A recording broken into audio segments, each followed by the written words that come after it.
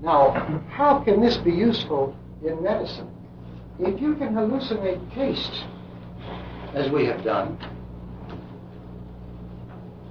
just take these out of their hands for the time being. I'm going to show you how real those tastes were to these people.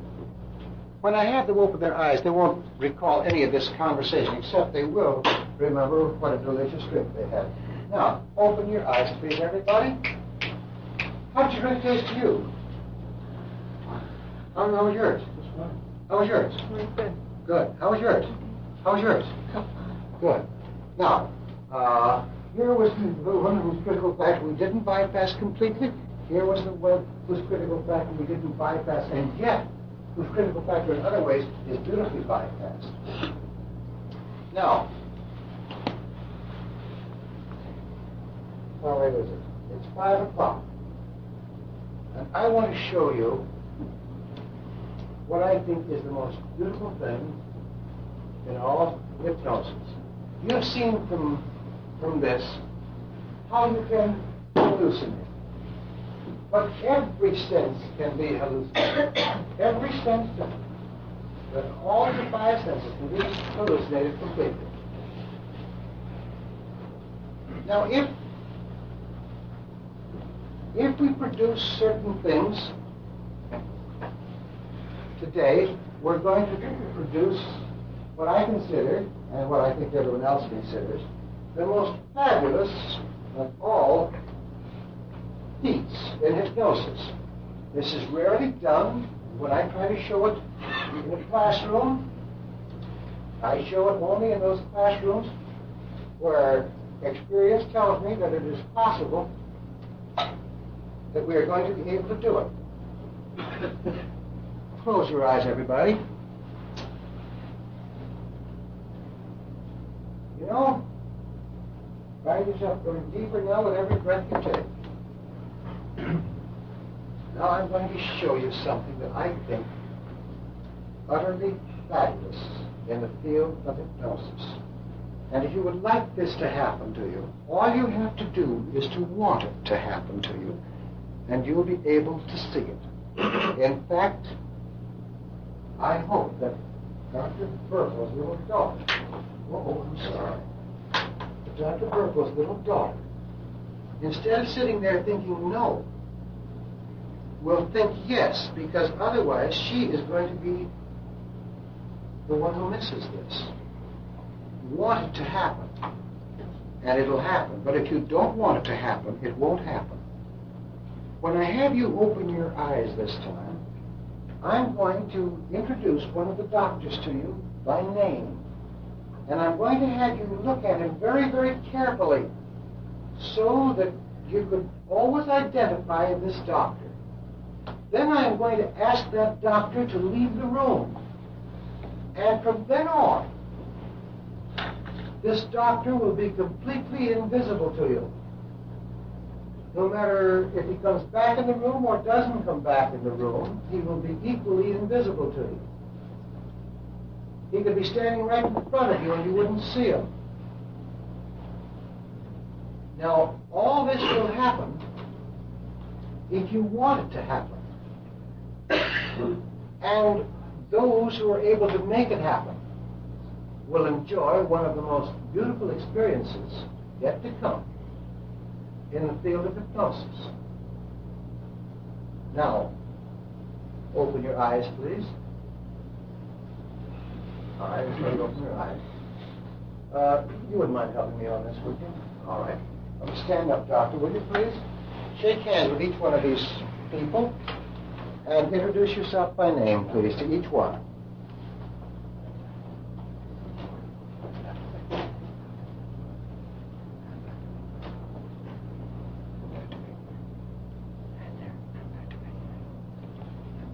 Now, Dr. Beckmeyer, I'm going to ask you to leave the room, and so that they can see you leave the room.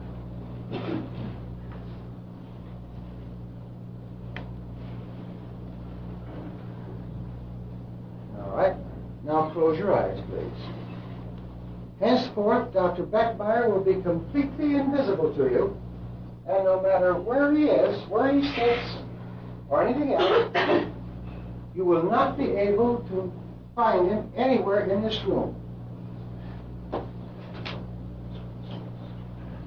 No matter how hard you look for him or anything else, henceforth you will not be able to find him. You can look for him all over the room, but you will not be able to find him anywhere. Want this to happen, and you were in for one of the most beautiful things in all of hypnosis. If you don't want it to happen, it won't happen. Just say to yourself, I'd like this to happen. I'd like him to be invisible so far as I'm concerned, and you'll find it will happen completely. Now, I'm going to have you open your eyes and try to find Dr. Beckmeyer, and you'll find that even if he was in this room, you wouldn't be able to see him. And even if he comes back, or I signal him to come back, he will be completely invisible to you. Now open your eyes and try to find Dr. Beckmeyer. Just look all around the room, please. All around the room. Completely gone, that's right.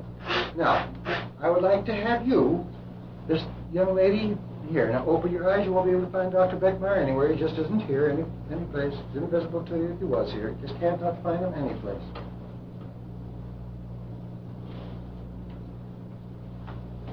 Completely invisible, right? I don't know what they look like. All right. That's fine. Now, and the same thing is going to happen for you. You're not going to be able to find Dr. Beckmeyer, even if he was in the room. You wouldn't be able to find him any place. He's the man who introduced himself to you, but you can't see him. He's invisible to you from this point on. Now take a look around. Close your eyes again, Pat. Close your eyes, please. Now take a look around. Completely invisible. Completely invisible. Invisible? Close your eyes. Now, I hope this is going to happen for you. Want it to happen, that's all. He'll be invisible to you now, and you won't be able to find him anyplace. Open your eyes, take a look around. Completely invisible, right? All right, now close your eyes. That's fine. Good, I'm so glad of that. Now, you can open your eyes and you'll find it completely invisible to you. That's right. All right, close your eyes. Fine. And he'll be completely invisible to you now when you open your eyes. Just take a look around the room. You won't be able to find him anyplace.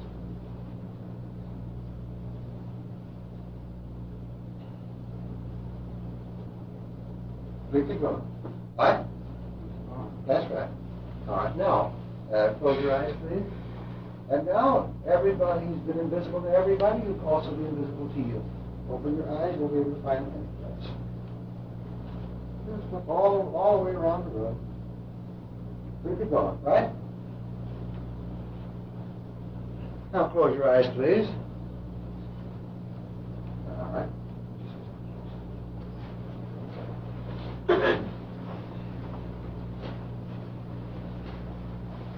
Now, when I have you open your eyes, Dr. Beckmeyer will be more invisible than ever. You won't be able to find him anyplace. You'll be completely invisible. All right, open your eyes, please. He will remain invisible to you until I direct. Now, I want you to watch this. I want you to see how I do a stunt here and just hang this right up in the air and watch how I get it to, when I get it in the air, set just the way I want it to, like that. Now I can have it float in the air. I can have it float in the air. Now watch. Watch how it floats. Watch how it floats. Now, I lift it up out of the air like that. See if you can do that stunt. Try to hang that up in the air, will you, please? Let's see if you can do it, will you? Lift it up. Oh, okay. Missed on that one, too. Oh, sorry.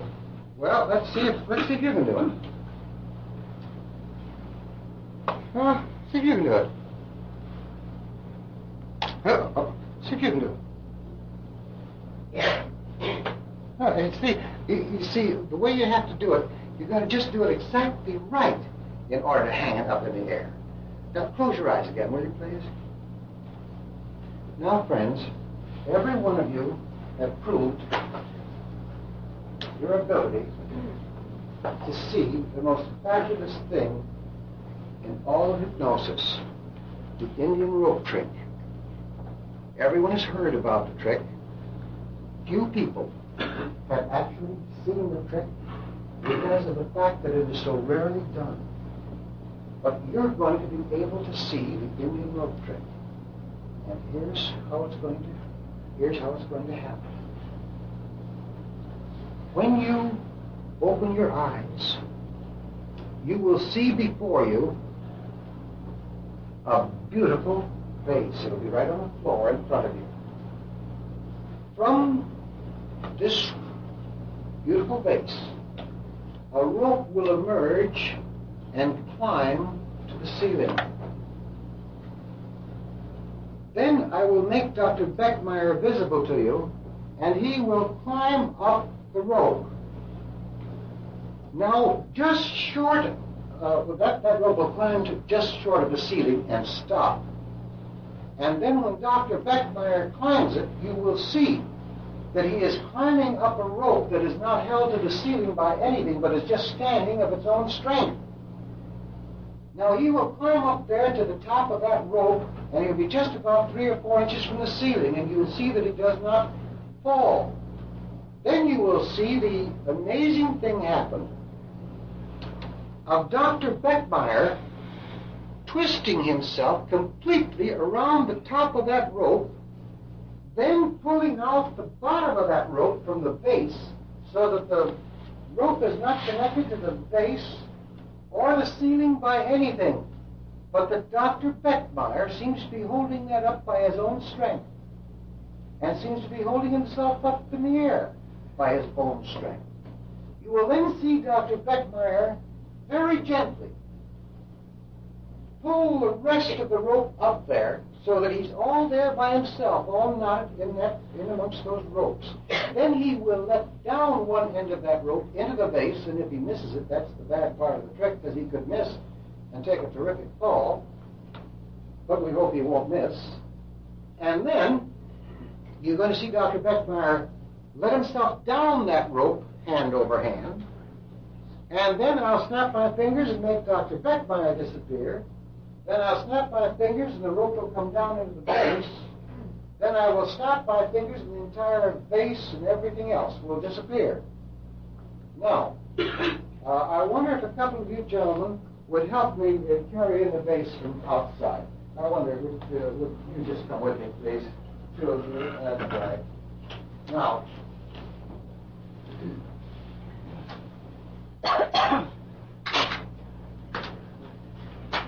very carefully, just bring it up here and put it right here.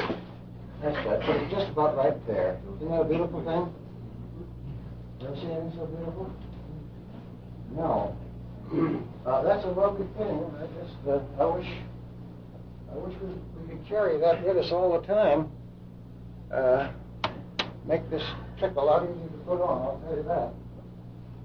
Now,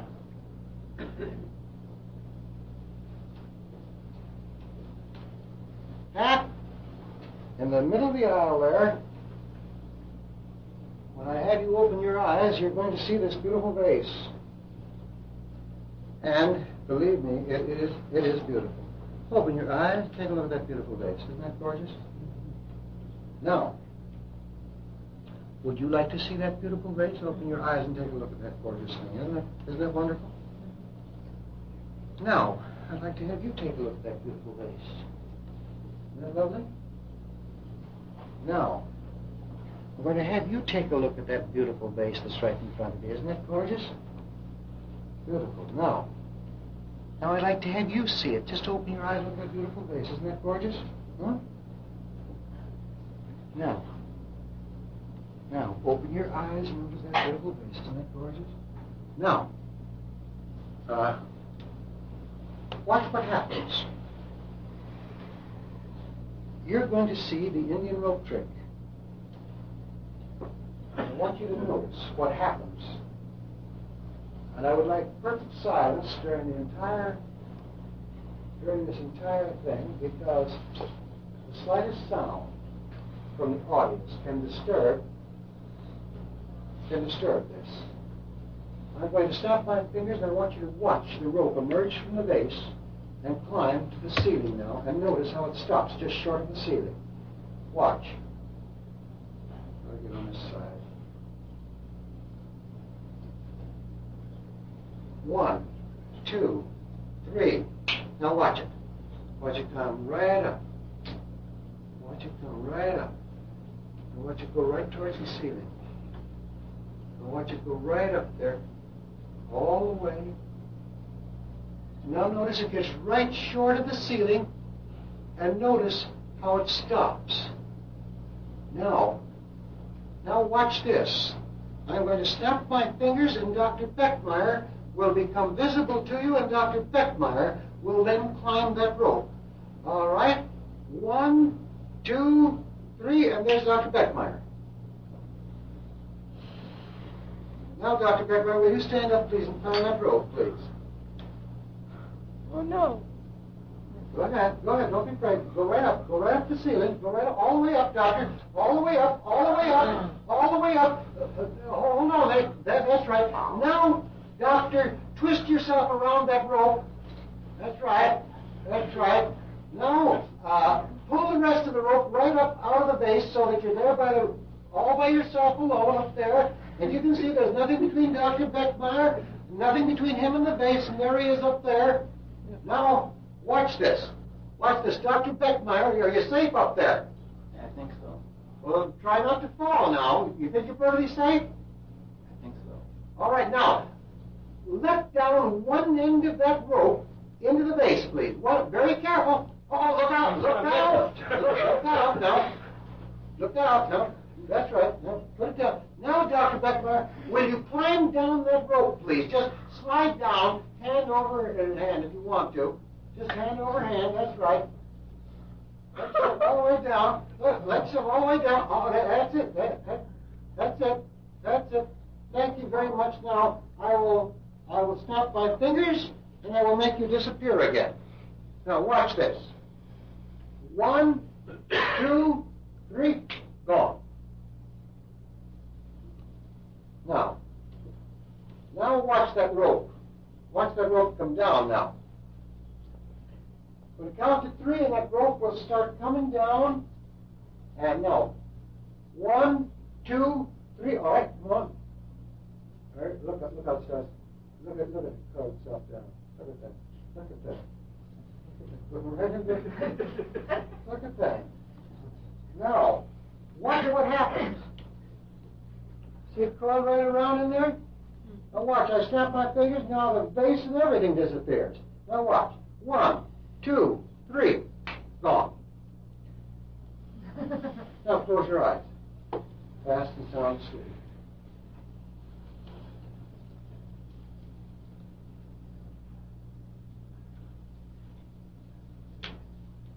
Now, in just a moment, I'm going to have you open your eyes. And each one of you are going to describe the Indian rope trick exactly as you saw it. And Dr. Beckmeyer will continue to be invisible to you until I direct. Only the one whose hand I touch will open their eyes and describe the Indian rope trick just as you saw it. And you will be able to describe this to your children and your grandchildren and everything else because you have seen the greatest trick in all hypnosis. All right, now open your eyes, please. Hap, what'd you see? Well, there's a beautiful vase right in the middle of the aisle. What color was it? It was blue. Blue. Light blue or deep blue or what color? Well, it was a light blue. Light blue. And how big was it? Oh, about 3 or 4 feet high. 3 or 4 feet high. And what happened? Well, a rope emerged from the vase right up to the ceiling, and it stopped just about 4 inches from the ceiling. How big was that rope? It was a little rope, about 3/4 inch. 3/4 inch. Hemp rope? Color of hemp? And then what did you see? Well, then I saw Dr. Beckmeyer, who I've been trying to find for a long time. He started to climb this rope. Pretty silly, but anyway, he got all the way up to the top of the rope, and then he started to pull the rope out of the vase after it turned around. And then he lets the rope down, and he about missed the vase. He's going to fall, and he finally got it in. And then he climbed down, and then he disappeared in the vase. Then the rope came down and went in the vase, and then everything disappeared. The whole thing just vanished. All right. Now, I'm going to have the lady seated right next to you. Describe how she saw the Indian rope trick, and now you can keep your eyes open and describe exactly what you saw. It wasn't a blue vase. Wasn't a blue vase? No. What color vase did you see? It was an ivory vase, and it had turquoise lines going down one side and brown down the other. And it was narrow at the top and came out real big. And then this brown, just a brown, woody-looking rope. Ooh, about that big. Just came, it didn't curl up, it just went straight up. And he was sitting on top of it, but he didn't crawl up it, he was just sitting on top of it. You see on top of it all the time? Yeah, just grinning. And then he started to let the rope down, and I thought sure he's going to fall because he couldn't get back down if he let the rope down first. So then he came back down the rope, and after he came back down the rope, he went, I don't know how he got in that little bitty thing, but he got right down in that vase, and then the rope started coming right down behind him and just covered him up. Yeah. All went away. It all disappeared. Yeah. Well, keep your eyes open. Now we'll find out how... Yes, it was.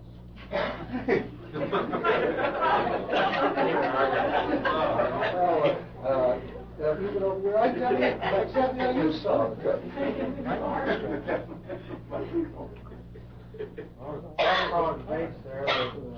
Wait, there seems to be an argument on color here.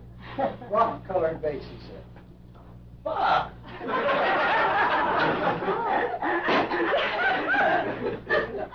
Go ahead. The buff-colored vase there was studded with jewels, and the rope came up out of it. What color was the rope? What color is rope? Beige color? Yellowish color? Brown. It got up out of the vase and it stopped about a foot from the top of the ceiling. And Mr. Beckmeyer, or Dr. Beckmeyer, he came up out of the vase and he was crawling up this rope hand over hand. And when he got to the top, then he got a hold of it and wrapped himself around it and pulled the rope up back there. And he dropped the rope. Did it look safe? Did he look safe up there? No, I don't know. I wouldn't want to do it. He was sitting on it so funny. He had his legs Oh, all crossed and grinning. He was wrapped around this rope. And he dropped the rope back down and it almost missed the mouth of the vase and it got back down inside and Dr. Beckmeyer came down the rope and disappeared into the vase and the rope came down and then poof. All disappeared. Tell me this much. How big was the vase that you saw? What shape? Oh, gosh. I guess it was about 3 or 4 feet high and sort of a large mouth on it. Oh, and it was unclear. It was really fat. Yeah, it was fat. And then it came back around. Something like you see in movie Okay. Okay, let's find out how this young Burpo saw this trick. Will you tell us exactly what you saw? I didn't see anything. See what I mean? You didn't see anything. All right, now I want to find out what our little friend here saw, because I hope she did. What did you see? The waste basket. And what And what happened? Well, Well, what happened? Dr. Beckmeyer came up and pretended like he was climbing it. You see, these two kids didn't see it. You'd expect the kids to see it better than anybody else, but they didn't see it.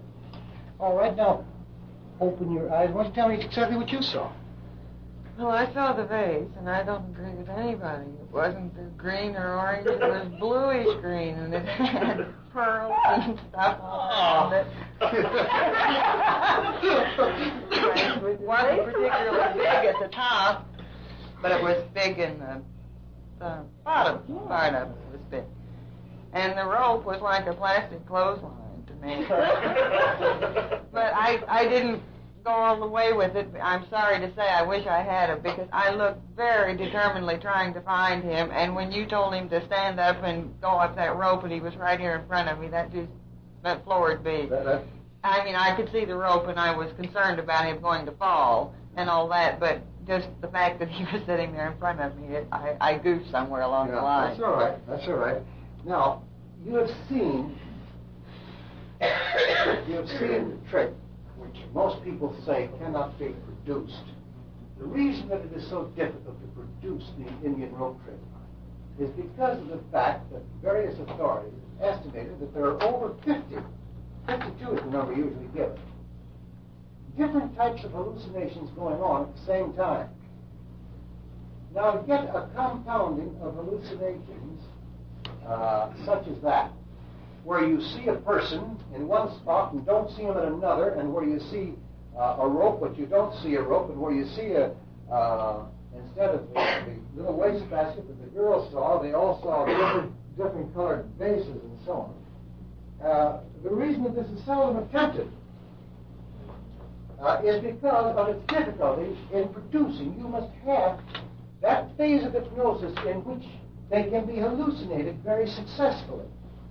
They had this phase of hypnosis, and whereas each one of them will realize, or that is those who saw it, will realize that it's strictly a trick, it still in all is the most difficult trick to produce in all hypnosis.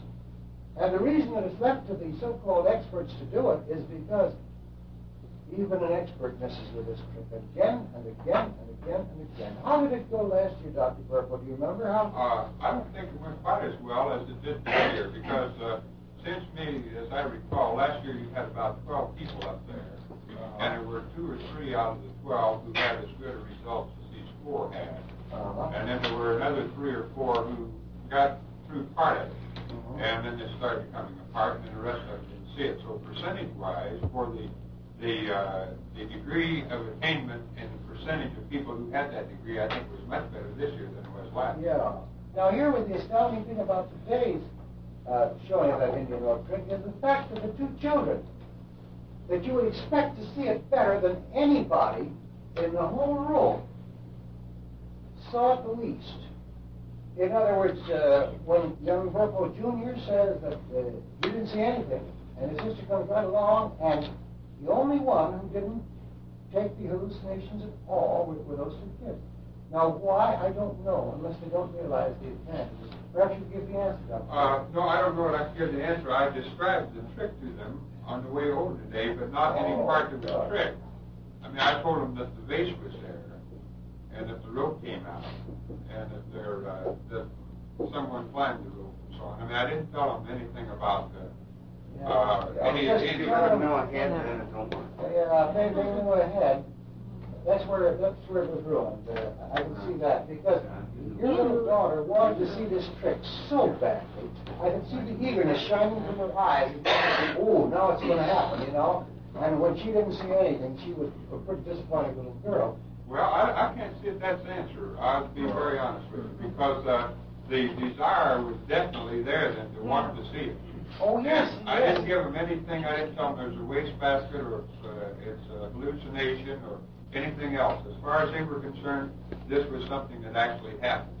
So if anything, I would think that it would be a good waking suggestion that they would see this thing as they look for it. Now, maybe I'm wrong, but I don't know, but I just know that both of them, instead of getting it, they did get it. Yes, you want to say something? Now, at the same time, how old are you 2 kids? About 9? 13? 9. At the same time, these 2 children have just come to the realization that there's no such thing as Santa Claus, fairies, etc. And that's a terrific disappointment. I remember it as such. And from then on, to make any children believe that something is going to happen that is fairy-like or fantastic, you've got to prove it to them without a doubt. And when Dr. Purple told his 2 children that this was going to happen, then they say, no, it is not, and it doesn't. Yeah, well, all you have to do is think no, and it won't happen. I think Catherine have a very good explanation